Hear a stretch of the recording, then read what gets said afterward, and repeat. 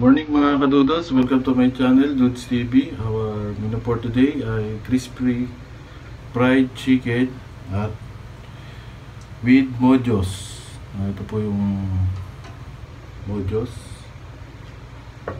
At ito po yung gagamitin natin na chicken na marinig ko na to sa paminta. At nilagyan ko ng paprika. Ito yung naman yung gagamitin natin na flour na may mix na rin na siya ingredients. So umpisa na natin. I-coat natin tong chicken. So kailangan mainit yung mantika natin.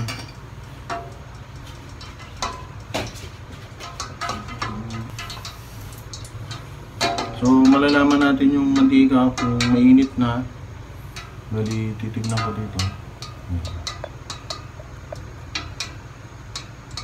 Pag bumula na siya, so hindi pa bumubula, hindi pa siya pwede.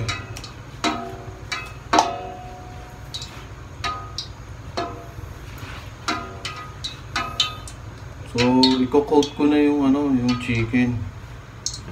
Ayun natin.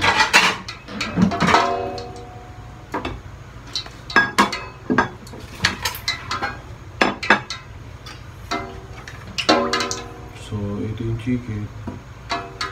Ganyan lang, i-coat ko lang ito.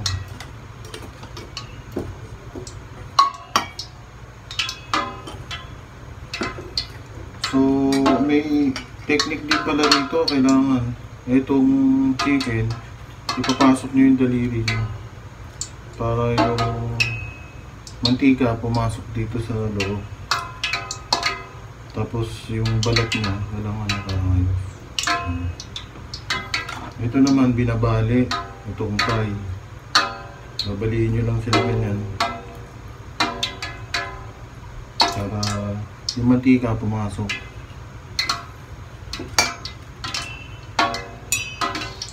So ayan, nagbubbles na yung pwede na natin ilagay.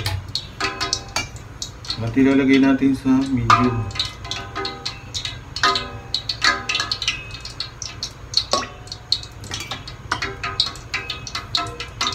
So kailangan nakalubog yung manok, makalubog sa oil.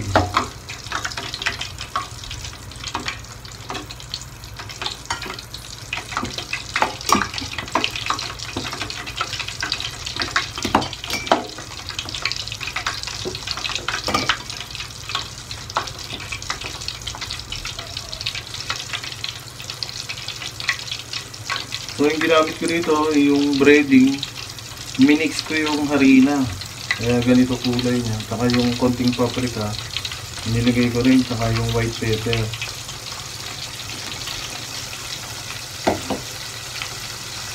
So mga tatlo lang muna para hindi siya crowded. So pwede rin yung kamay ito, magugas na kayo ng kamay. So gumamit ako ng tong.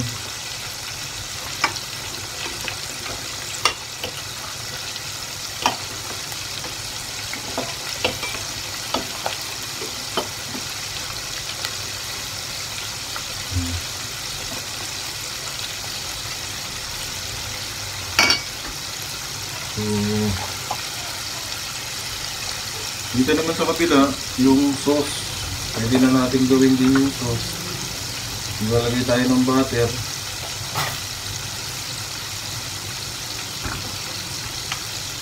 Ayan, siguro ito mga 2 spoon ng So, mahina lang ang apoy ng para sa sauce natin.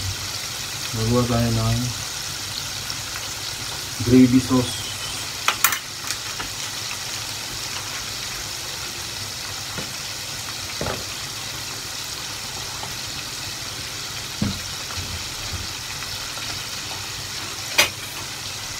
So hindi pa natunan yung butter. So ito yung note cube. Nalagay din natin.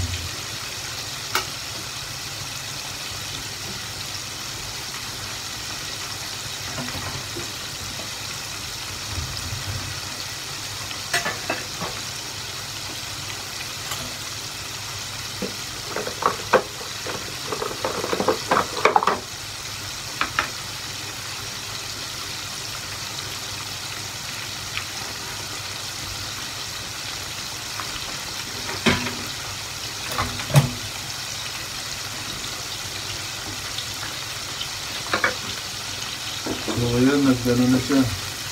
Nag-melt na yung butter. So ilalagay ko na yun ha. After niya, maglalagay tayo ng paminta.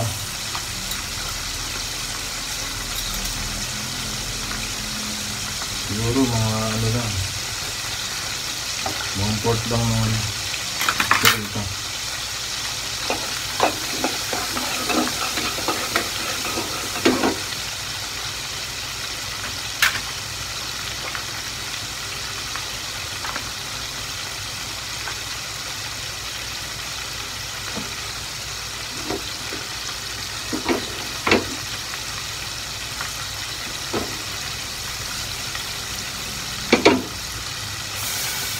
Nagad ako ng water.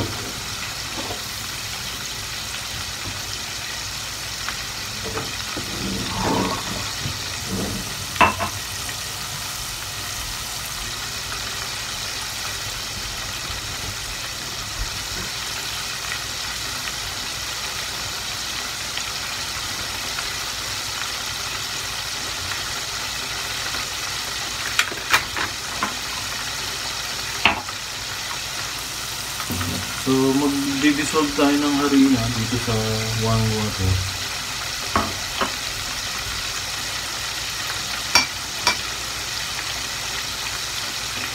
Para lumapit yung sauce.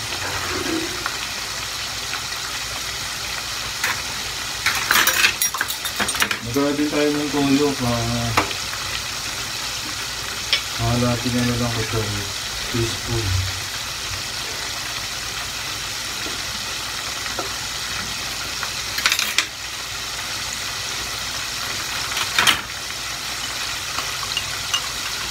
So, kumulo na yun ko.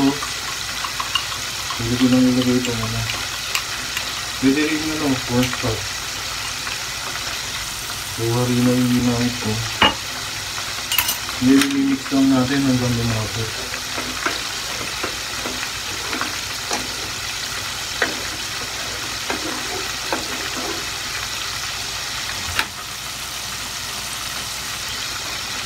So, ganito natin ito.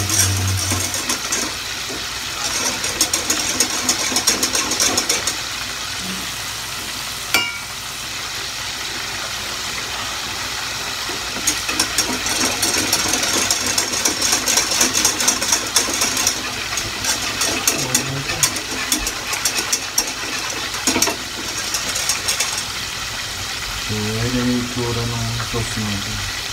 Kunti na lang ito. Ayan na natin.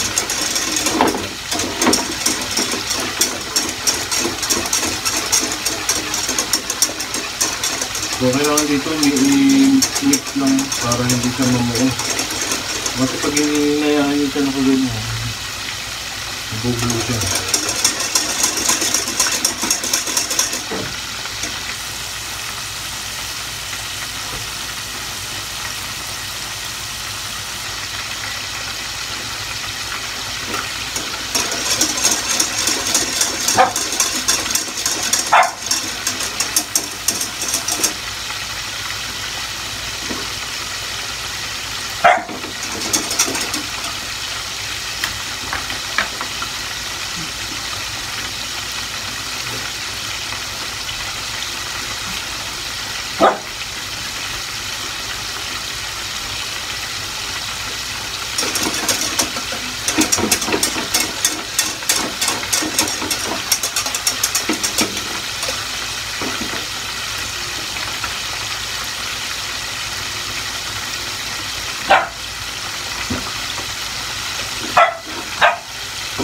Ayan, medyo malapot na yun. So, pwede na natin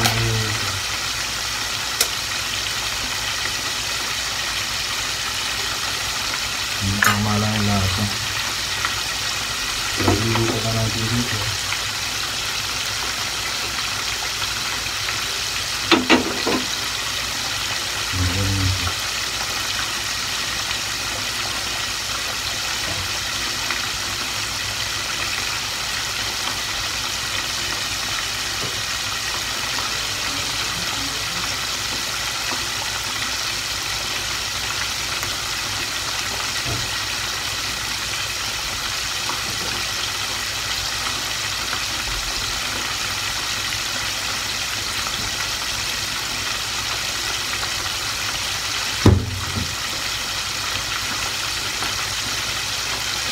So yung chicken dito natin nilagay pagka kuha natin dito, maluto na. Nilagay naman natin ito. So binaligtas ko ulit. Pangalawang baligtad na ito.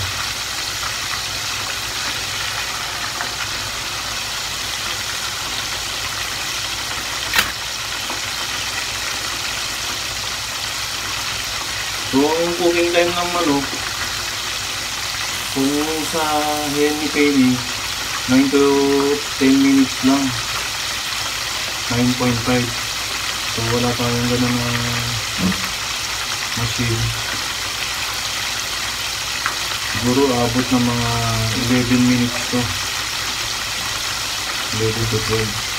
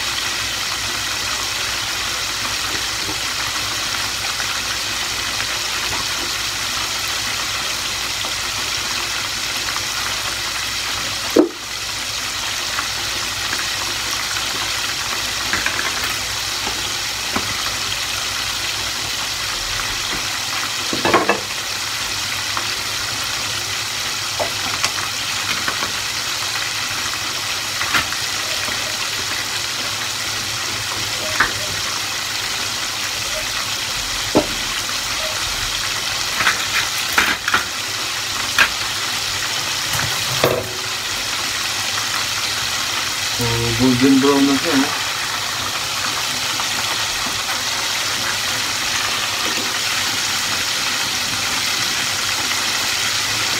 So, madaling malaman niya kung luto na. Kukuha ka ng isa. Patuloy natin. So, bubutasan nyo lang siya ng tinidor. Pag may lumabas siya na tubo, ayan. Ibig sabihin, hindi pa pwede. So, babalik natin. Kaya naman ang iwas.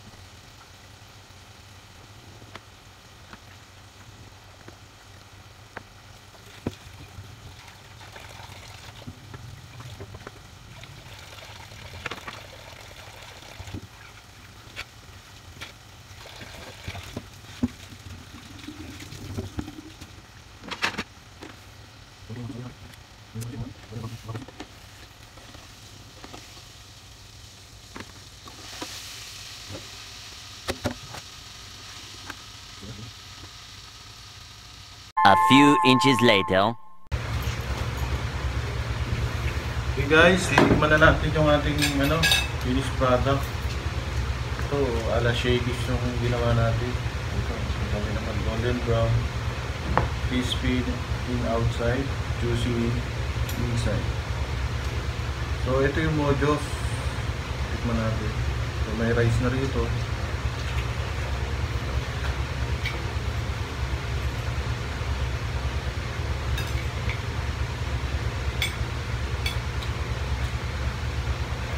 Corn chicken.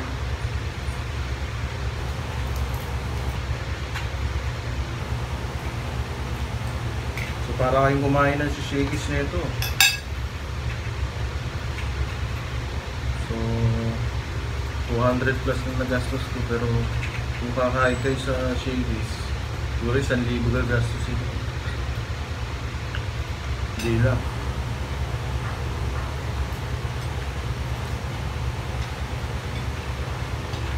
So masarap, talagang luto yung juicy pa. At yung gravy natin, napakasarap yung gravy. So guys, dito na nagtatapos yung ating vlog. Maraming salamat. Don't forget to subscribe my channel, like, share, at pindutin na rin yung bell button para sa susunod ng mga video. Maraming salamat. Magandang umaga po.